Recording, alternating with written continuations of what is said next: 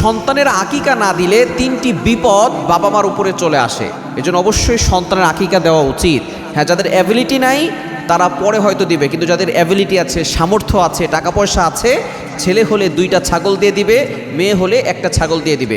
যেদিন সন্তান জন্মগ্রহণ করবে তার 7ম দিনে করবে, এটা সুন্নাত। যদি সেদিন না করতে পারে 14তম দিনে করবে, এটা সুন্নাত।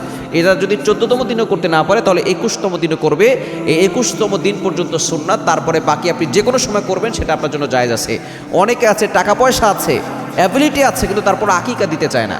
আকিকা হচ্ছে এমন একটি বিষয়, যদি আপনি না দেন তাহলে 3টি বিপদ আপনার জীবনে চলে আসবে।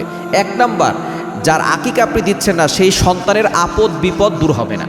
সন্তানের উপরে বিপদ লেগেই থাকবে, অসুস্থ থাকবে অথবা বিপদ লেগেই থাকবে, দেখবেন বারবার অসুস্থ হচ্ছে।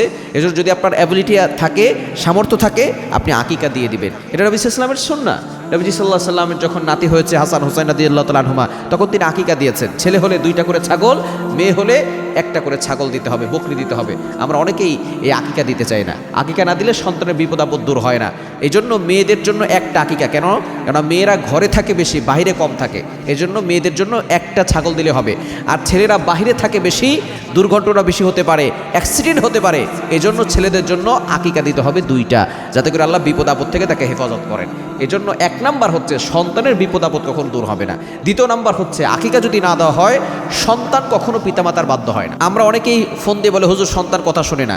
পিতামাতারও যে কিছু দায়িত্ব আছে সন্তানের উপরে, এই পিতামাতা যদি দায়িত্ব পালন না করে তাহলে কিন্তু সন্তান পিতামাতার বাধ্য হবে না। পিতামাতারকে যদি বাধ্য করতে হয় সন্তানকে, তাহলে অবশ্যই পিতামাতার যে দায়িত্বগুলো আছে সেগুলো আগে পালন করতে হবে। সন্তান হওয়ার পরে তার সুন্দর একটা নাম রাখা, ইসলামিক নাম রাখা, ধর্মীয় শিক্ষা দেওয়া, তার জন্য আকিকা দেওয়া, এগুলো হচ্ছে পিতামাতার কাজ। এগুলো যদি পিতামাতা সন্তানের হক আদায় না করে, সন্তানও বড় হয়ে পিতামাতার হক আদায় করবে না। এর জন্য 2য় নাম্বার হচ্ছে সন্তান বাধ্য হবে না। 3 নাম্বার, সন্তান কিয়ামতের ময়দানে পিতামাতার ব্যাপারে কোনো সুপারিশ করবে না। আপনার যে সন্তান, আপনি তার জন্য কোনো আকিকা দিলেন না, এই সন্তান কিন্তু কিয়ামতের ময়দানে কিন্তু আপনার ব্যাপারে সুপারিশ করবে না।